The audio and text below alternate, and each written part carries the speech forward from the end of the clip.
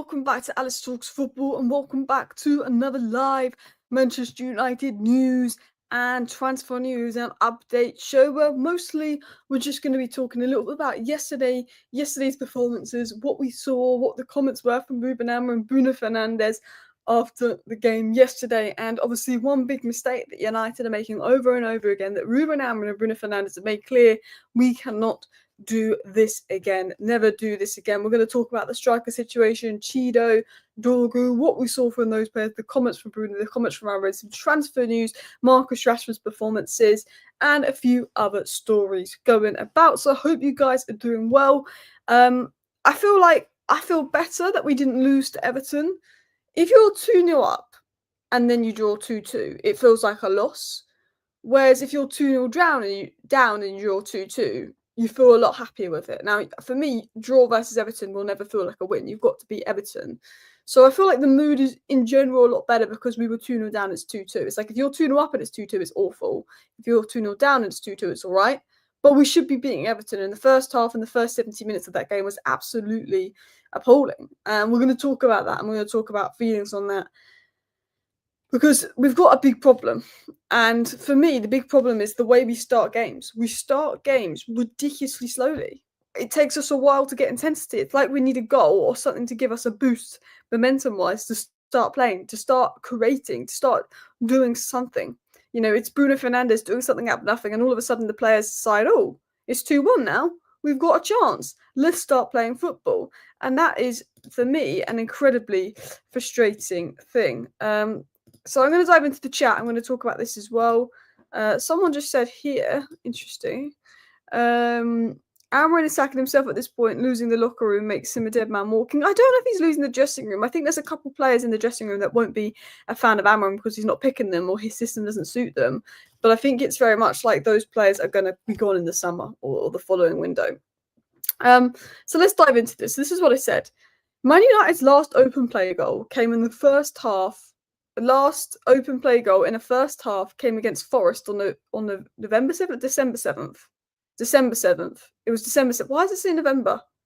It was definitely December 7th, right? So Man United's last open play goal in the first half came against Forest on December 7th. So I've already effed that up. It's definitely December, it wasn't November. Only creating 0.04 XG in the first half today.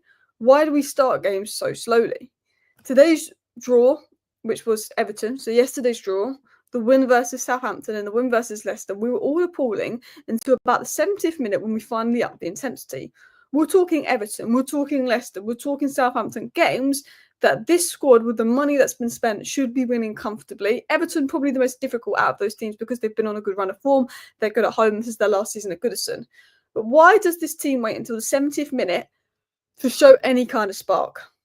It's, you know, the Southampton game, we could have lost that, and then 20 minutes to go, we show up. The Leicester game in the FA Cup, we could have lost that. 20 minutes to go to show up. Today, we could have lost that. 20 minutes to go, we show up. This is a huge problem, and this is a massive problem that Man United have. Well, we get to the 70th minute, and then we show the intensity. Then we level up. It's almost like we've got nothing to lose, so we'll take risks. We've got nothing to lose, so we'll do this, we'll do that, we'll try. And we need to start against better off because we're not scoring open play goals. You know, we're looking at our last few Premier League goals. One, you know, free kick from Bruno, which was amazing.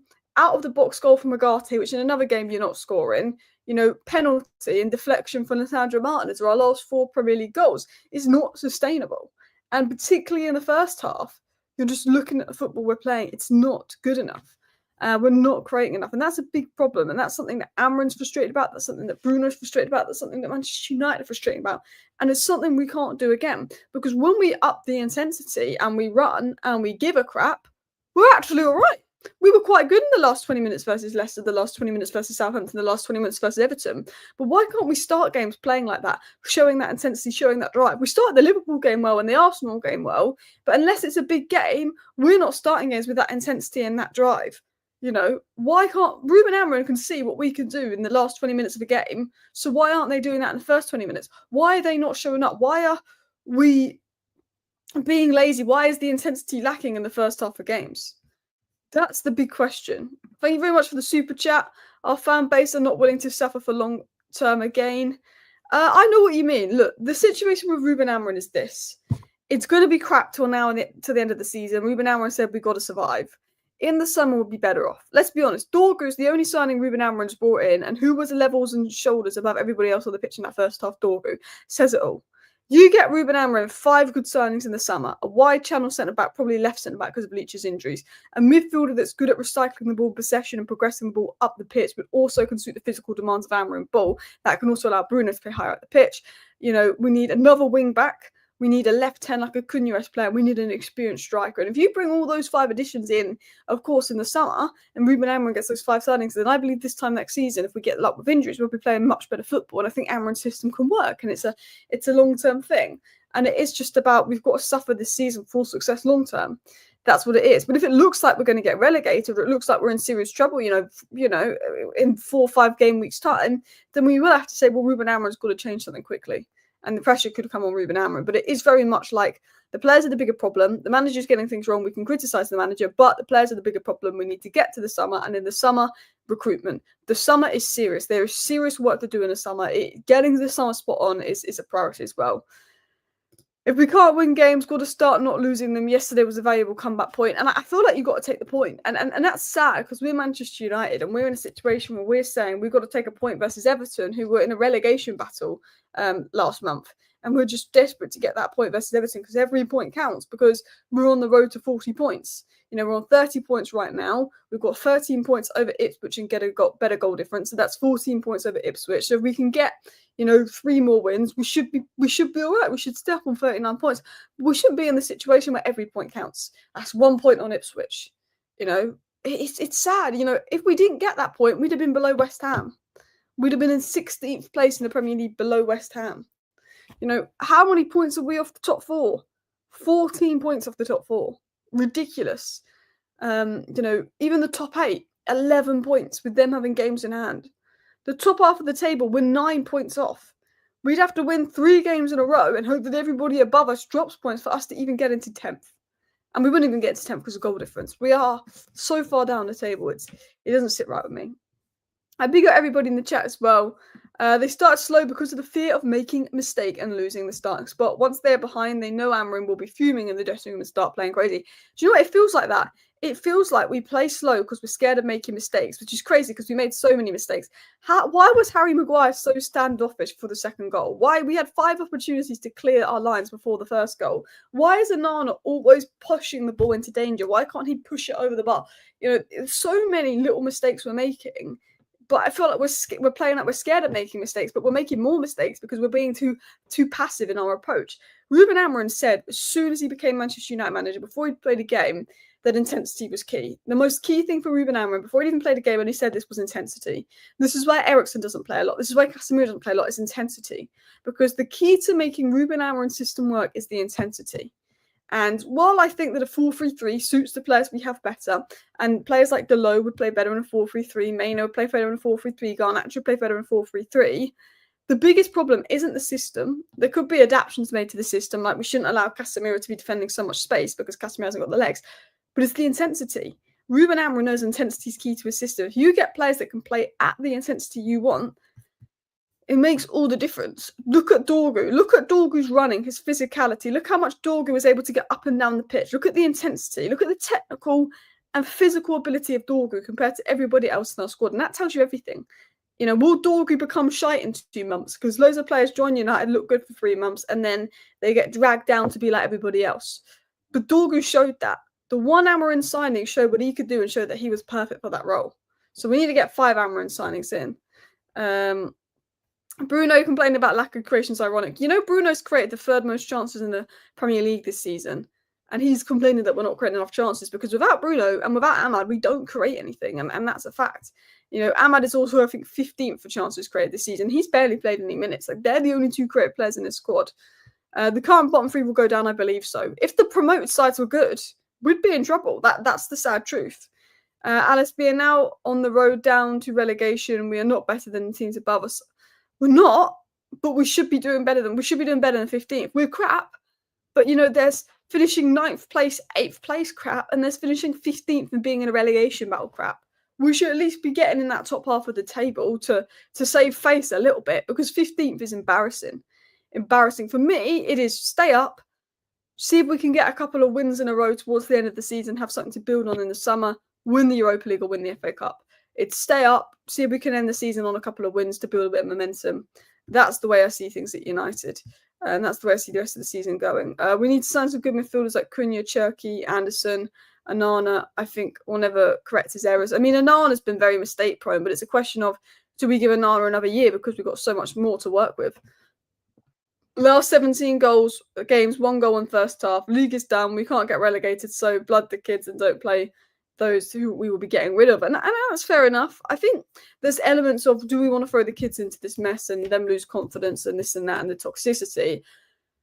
But I said this in my match reaction yesterday. I think Ruben Amorim was wrong about the youth. I think even if Cheeto isn't 100% ready, he proved he could come on and he didn't do a worse job than Højlund. Cheeto proved he can come on and he wouldn't do a worse job than Højlund.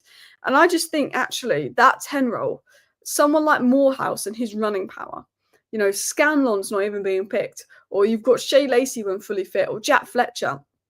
Someone like them, with their running power, they could right now give us an option there. Play Bruno in the pivot with Agate. Casemiro holds the bench because Casemiro just can't do it at this level. We need that running power. That's a big thing. We need to give the kids some opportunities. I get that some of the kids won't be ready, but the kids have proven, Cheeto, he might not be 100% ready just yet, but he's proven he can put in a better performance than Rasmus Højlund, which look isn't particularly hard at the moment, no offence to Rasmus Højlund, but his touch was better, his hold-up play was better. Yes, he gave the ball away, yes, he made a few silly errors here and there, and yes, he didn't get loads of the ball, but just he won more duels than Højlund, and he lost the ball less times than Højlund, and his touches were better than Højlund. I think Amorim needs to look at the youth and say, particularly, you know, in this 10 role, let's have a look. Because we need Bruno deeper. Bruno is the best player in the 10 role, but he's also the best option to have deeper because we can't progress the ball without him. That's what we need to look at as well. We miss Martinez's incisive passing through the middle and pushing up. We do. Martinez, Dorgu, and Garnacho would have worked quite well with Garnacho's runs, Dorgu, Martinez. It would have worked quite well as well. No chance now we get relegated. We'll beat Ipswich easy with Agate. I think we should beat Ipswich. If Ipswich beat us, then I'm like, crap. I'm worried again. The point is a 10-point gap. But if we beat Ipswich and we make the relegation gap 15 points, then yeah, I'm very confident that we stay up. But if we lost to Ipswich, I would have fears. Even if it's a 10-point gap with 12 games to go, I would have fears. Agate quality strike. It was. But again, where are the clear-cut chances? Where are the chances where we're thinking, what a save from Pickford? Where are we putting it on the plate for Rasmus Højlund? Where are we putting it on the plate for Joshua Zirkzee? Great goal from Bruno, great goal from Agate, but you're not always going to score great goals in every game. We need to score, and Ollie used to say this, we need to score like bad goals. And there's no such thing as a bad goal, but we need to score tap-ins. We need to score easy goals. You know, we need to get our strikers doing that as well. Well, it looks like Cheeto's been gradually worked in. Fans must back young players 100%. But let's talk about things. Let's talk about what I want to talk about, because I've realised I'm 13 minutes in today's video and I'm actually waffling quite a bit about the match. I think my live streams the day after a match, though, are normally just waffle and chat because we like to talk about the match. But I want to talk about everything that's going to be discussed in today's show. So Man United cannot do this again, and we cannot start half slowly again. We're going to talk about that in more detail in a second. But let's talk about why Bruno is a true captain.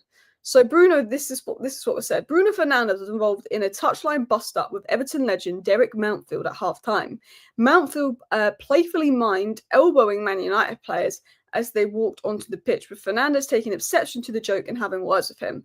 And this is why Bruno Fernandes is a true leader. My live stream 3 days ago, we're talking about Bruno Fernandes stepping up and paying for the Women's FA Cup final additional tickets. We're talking about Bruno Fernandes going and talking to the youth players and making them feel involved and integrated. We're talking about Bruno Fernandes and the brilliant work he does and how he does loads of good things to help fans outside of football. And now we're talking about Bruno Fernandes at half-time when the Manchester United players are at an all-time low, going and getting in a bust-up with Derek Mountfield to protect his teammates. People give Bruno stick, and Bruno gets a lot of criticism. They say he's not a captain. And maybe there's better options for captain at United. Maybe. But for me, Bruno is the best option we got at captain, because he will protect his teammates. People are taking the mick. People are elbowing. Bruno's there, half-time. He's there to sort it out. He's there to protect his teammates. He's there for everyone. He's there for the women's team. He's there for the youth. He's there for everybody in his team. And I think Bruno Fernandes, you know, stepping up in that second half after what probably wasn't a great first half from Bruno as well, shows exactly what he can do. G says that Bruno has zero positional awareness and fails to stay in his position. He chases the ball like a moth to a flame. My border collie chases a ball less. Bruno Fernandes is asked to do everything. Bruno Fernandes is asked to chase every ball because other players can't do that. Bruno Fernandes wants to stay higher up the pitch, but he has to get back down because he's got to cover for his bad teammates. If we had 5 really good players come in, particularly 2 in the pivot and maybe a good striker, and we put Bruno Fernandes in that 10 role, it's a different thing. But we asked Bruno Fernandes to do more than any other player in the league. And generally, what Bruno Fernandes is asked to do compared to any other player in the league is ridiculous because he's got to cover so many players. And I feel for Bruno a bit. I feel for him. I feel like he's not had his best season, but he's still been one of our better players. And he's still stepped up when we've probably needed him most. He said this, Bruno. He said, we had chances in the second half, but we started late. We need to start games better. Every time we concede a goal, we're behind, and we start playing and take risks. Bruno, the captain, even said it himself. We are not starting games well enough. We only start playing when we go behind, and that's when we start taking risks. It's come from Bruno's mouth. It's come from the players' mouth. That's the exact problem at United, and the players know that. The players know that. But I feel for Bruno because this is what I said. This is what I said about Bruno, and you might disagree. But I said, it feels horrid to say this, but Bruno deserves so much better than Man United. His quality changed the second half and got us a vital point. It did. If it wasn't for Bruno, we don't get a point. I saw fans slandering in the first half, but honestly, where would we be without him? He may not be your favourite player, but he's the only one with elite quality in the squad. Bruno and Ahmad are the only players in this Manchester United team, whether you like them or not, that can win us a game when we're playing crap. That is fact. Rashford could do that when he was in form. Right now, he's not. Sadly, because of that elite quality, we rely on him for everything. He has to do so much work off the ball to cover for others that it becomes harder for him when he gets on the ball due to exhaustion. He's knackered, so he misses pass. He's our best player in the final third, but our pivots struggle without him. So then we need him in the pivot to help get the ball up the pitch, but then we need him in the final third to do everything. If Bruno were playing for Barcelona, Liverpool, or Man City, we know we'd be talking about how we wish we signed him. I will tell you this now. We didn't sign Bruno and he went to Manchester City.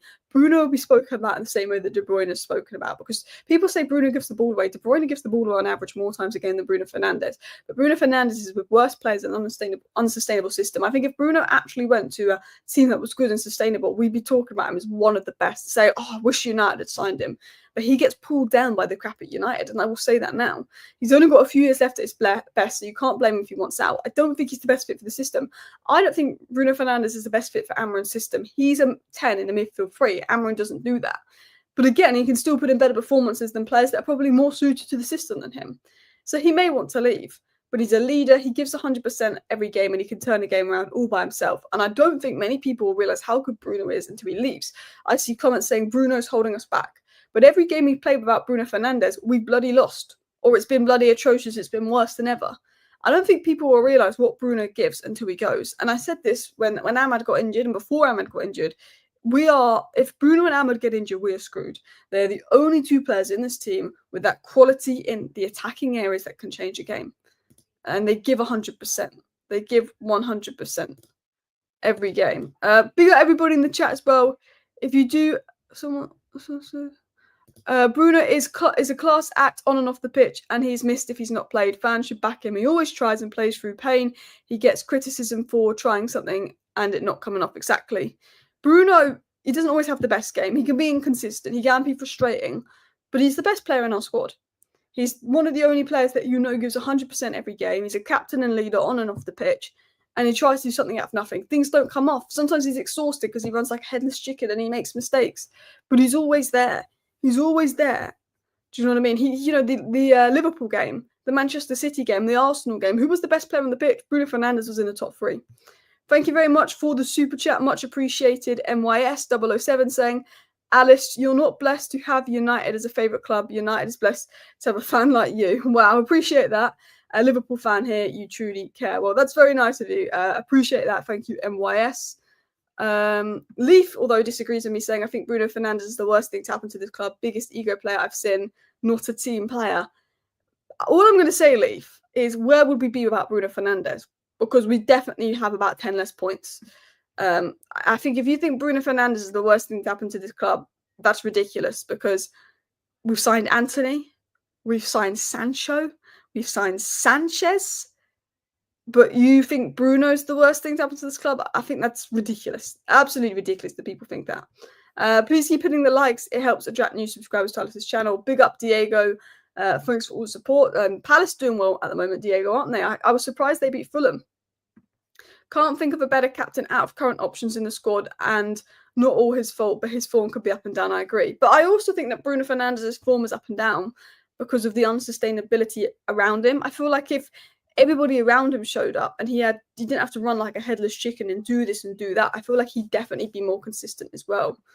I feel like a lot of it is about what's around him as well. But yeah, someone said, bring up KDB's touch map and compare it to Bruno's. Incorrect. We've won more without Bruno. The guy's leaving holes. He took a throw from left back last game.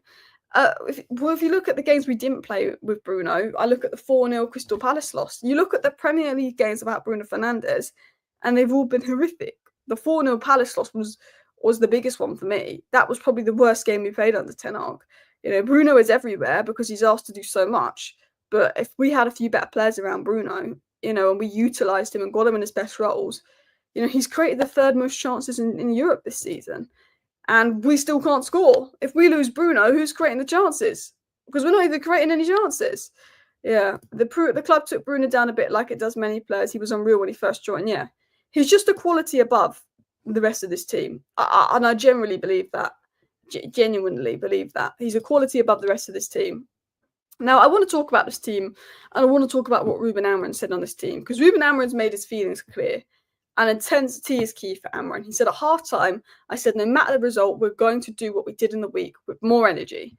It was not different position different in quality. It's about energy. Ruben Amorim made it clear. You've got to do the same thing, but you've got to show different energy levels. And Ruben Amorim's spot on. It wasn't about the system. It was about the energy levels. Everton wanted it more. Everton were fighting for it more. Everton were winning those second balls. We were ball watching. We didn't clear our lines. The first half from United, and I did a big rant about this on Twitter, was absolutely disgraceful. Everton wanted it more. Absolutely wanted it more. This is what Amorim said.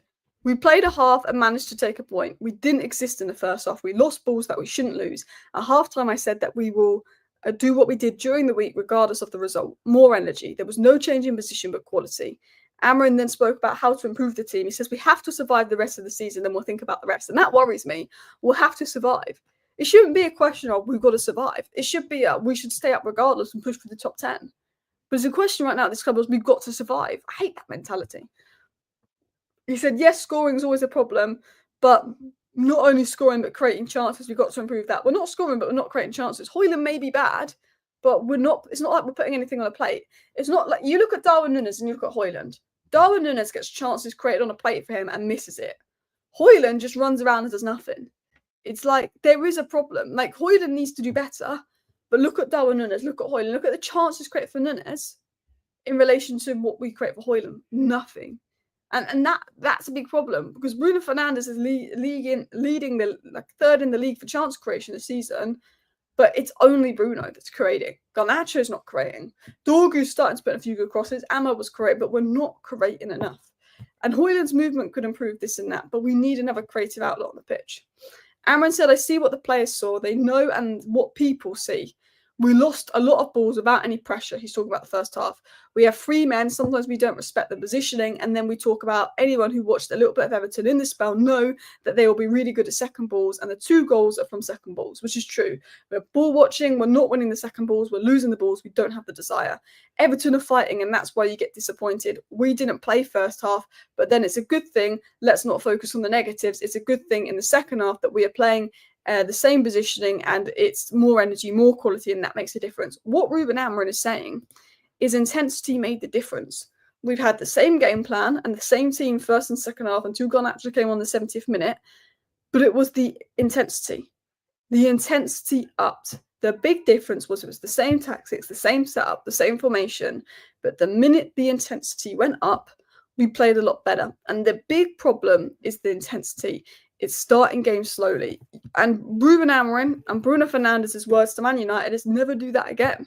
We've got to start games with intensity, desire, drive. Because Amorim said that, I've said that, Bruno said that. Starting games slowly is the problem. It's the intensity. Second balls were awful. Maguire in particular should have contested the second ball for both goals. Maguire's been atrocious the last 3 or 4 games. I'm not going to lie. Maguire had a few good games earlier in the season under Amorim. He got that, you can stay another year contract, and then he's been shy. Is that just me, or does anyone else think that since we gave Maguire the contract to say he can stay another year, he's been shy? Pizza or lasagna? I would pick pizza. Thank you for the super chat, Red Baron.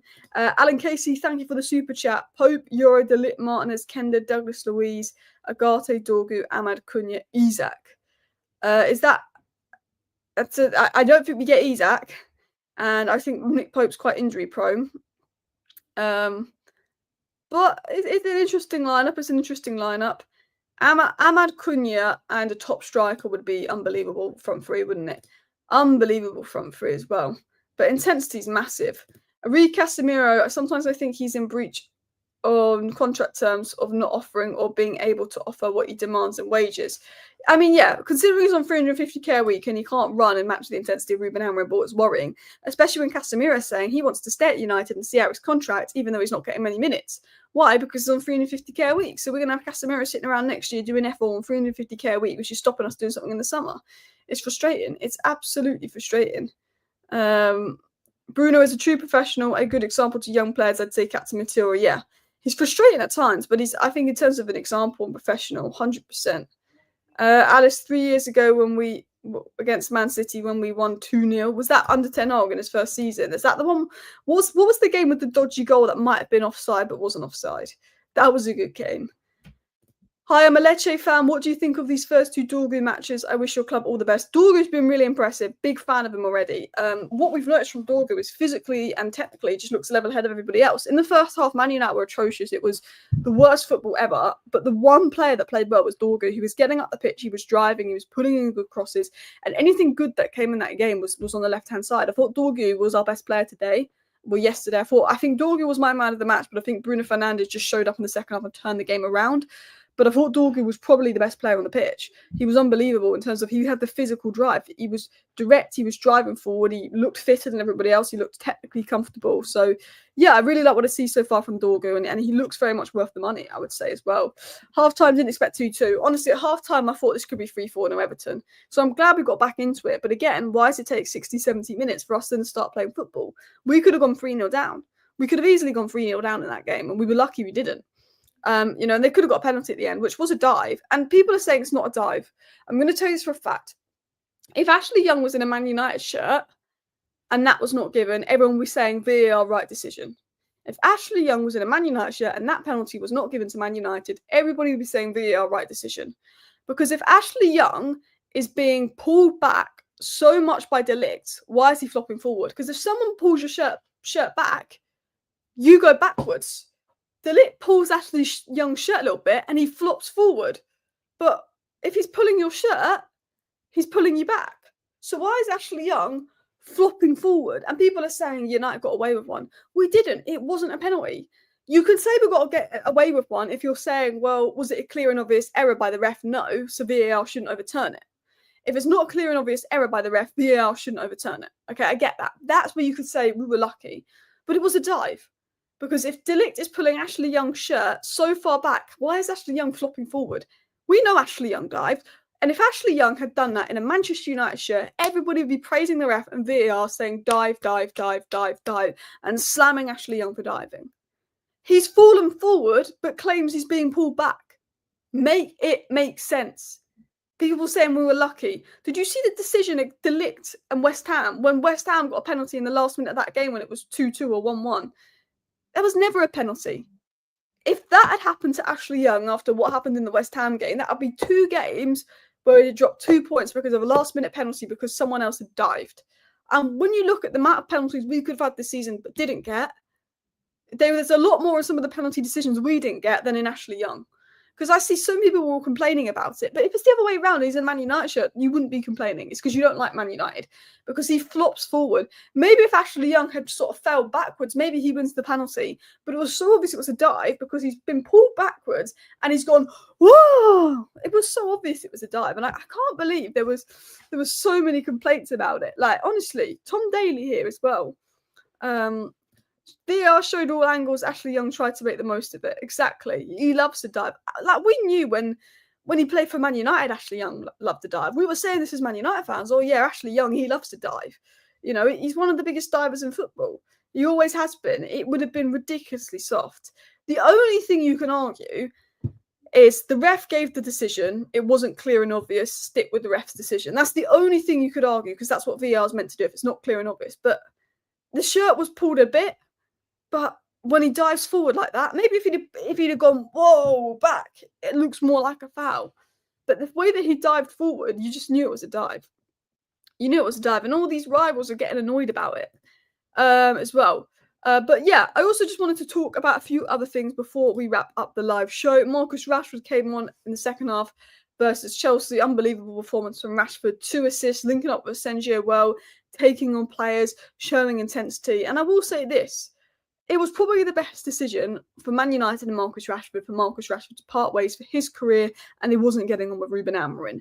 But Marcus Rashford walks into this Manchester United lineup and makes us a lot better, even when out of form. Let's be honest. Marcus Rashford will do better outside of Man United because he's put in the right environment. But to let Marcus Rashford go to a Premier League rival, to pay a third of his wages and let him ball out for a Premier League rival where our attack is stinking it up, it shows the incompetence at this club. Marcus Rashford is a very good player in the right environment. Marcus Rashford started 2 Premier League games under Ruben Amorim and scored 3 goals. And we are not scoring goals. And I do look at it and I do say, I don't know what happened with Rashford and Ruben Amorim, but I know it wasn't to do with training performances, because everybody who was doing training said that Marcus Rashford was good in training. So this is what I don't understand. There must be more to it. I don't know what's gone on. He clearly had to go. He didn't get on with the manager. He needs a new environment. Man United probably needed to get rid of him. He didn't get on with the manager. But Marcus Rashford levels up this attack. We're 15th. We can't score goals. We let Rashford go. We pay wages to let him leave, and we don't get a replacement. And it shows the incompetence of this club. There's one thing letting Rashford go, but another thing not getting a replacement. Rashford had all the chance in the world to prove himself under Amorim. He came off the bench. He seemed disinterested. He started 2 games under Ruben Amorim in the Premier League and scored 3 goals. The best game under Ruben Amorim, the only convincing win we had under Ruben Amorim in the Premier League, was the 4-0 win at Everton, where it was Rashford, Xerxes and Bruno front three, and we actually had some balance. He maybe wasn't putting the effort in. He maybe didn't show the levels of intensity, and maybe his head wasn't there and Ruben Amorim had enough. But Marcus Rashford makes this team a lot better. And maybe it's the right decision to sell him, but to not replace him. When you're 15th and you can't score, to let Rashford go, pay for him to go and not replace him, and I'm talking about not replacing him, it is criminal. It's absolutely criminal. Rashford was unbelievable. Unbelievable last night, wasn't he? But to not replace him, that for me blows my mind. There is some transfer rumours about United being interested in Victor Osimhen and some updates on that. Again, I think Gyökeres, Delap, and Osimhen are probably ones to watch ahead of the summer. United want a striker, United want a wing-back, United want a left 10, United want a central midfielder as well. Man United are going to do another round of redundancies. Great.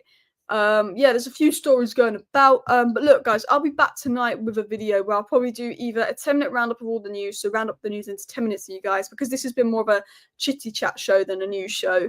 Or I might do a live show tonight, depending on what the news is and what comes out. So I'm going to wrap up today's show, but big up everybody. There were some really good chats today, so big up everybody commenting, getting involved in the chat.